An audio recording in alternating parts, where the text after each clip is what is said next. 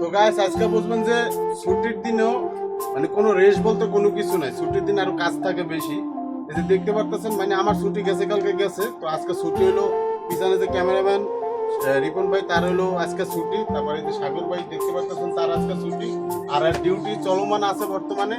সে এখন রেডি হয়েছে, ও আমির গেঞ্জি গায়ে দিয়ে সে এখনই যাবে আর কি। তার নাইট ডিউটি কালকে মানে আগামীকালকে তার ছুটি।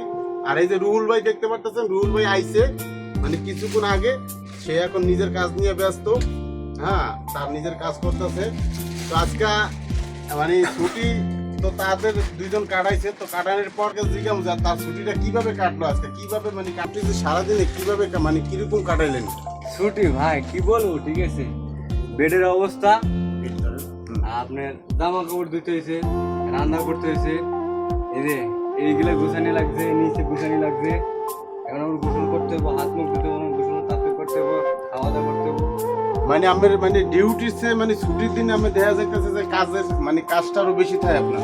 ডিউটির দিন আর কি কাজটা বেশি হয়, রোজের দিন ছুটি থাকে, যেদিন ছুটি থাকে ওদিন আর কি কাজ বেশি থাকে আপনার। হ্যাঁ, এটা তো ধরো সবার ক্ষেত্রে আমরা চিন্তা করি যে সপ্তাহে একদিন ছুটি করবো মানে রেস্ট করবো, ওরকম মানে কোনো কিছু হইতেছে না, এরকম কিছু হয় না। এই যে ডিউটিতে যাইতেছে তার এখন ডিউটি মানে 1 ঘন্টার ভিতরে শুরু হয়ে যাবে। সে রেডি হয়ে বাইরে যেতেছে। আমরা সাগর ভাইয়ের কাছ থেকে শুনতেছি তার মানে আজকে ছুটির দিনে সে কিভাবে কাটাইলো আর কি, সেটা আর কি মানে সাগর কাছ থেকে শুনতেছি। হ্যাঁ, সকালবেলা ডিউটির দিন আইছি, আসার পরে ছাদে গেছে, ডিউটির দিনে ছাদে গেছে, 5 নম্বর বেলায় গেছি। আচ্ছা, জামা কাপড় তো আমাদের ক্যাম্প তো দুইটা, এটা হলো 4 নম্বরে আমরা থাকি আর একটা 5 নম্বরে ক্যাম্প আছে। এটা 5 নম্বর আছে, দুইটা ক্যাম্প। 5 নম্বরে গেছি, ছাদে গেলে দেখা গেছে মোলাকাত হয়েছে প্রায় 1.5 বছর পর দেখা। 1.5 বছর পর দেখা হয়েছে। পরে গেলাম সাইকেল দিয়ে, তাই আমরা মোলাকাত করলাম। ভালো লাগছে অনেকদিন পর 1.5 বছর পর দেখা হয়েছে, অনেকটাই ভালো লাগছে। অনেক আনন্দ লাগছে। হ্যাঁ, পরে সে জামা কাপড় গুছাইছি, ভিজাইছি, যেগুলো ধোয়া লাগবো, যেগুলো ধোয়া লাগবো, ধোয়ানোর পরে মনে করেন রোদে দিয়েছি, বেড কভার ধারছি, এখনো তাপটিপ করিনি, কিছু এখনো গুছাইনি, ঠিক আছে। এখন রুমে যেসব ময়লা আছে, কাঁচরা আছে, এইগুলা মনে করেন রান্নার পরে, রান্না বাড়ি শেষ করি, এদিকে গুছাইলাম, আর গোসল বাকি আছে। তারপরে গোসল শেষ করি, আবার বেডমেট ঝাড়ি মনে করেন সব কিছু তাপটিপ করতে হবে, মানে সবকিছু গুছাইতে হবে। মানে আমি দেখতে পাচ্ছি যে এটা সবার ক্ষেত্রে মানে ডিউটি যা যা মানে ডিউটিতে এত প্যারা হয় না, যে প্যারা আমাকে মানে ছুটির দিনে হয়।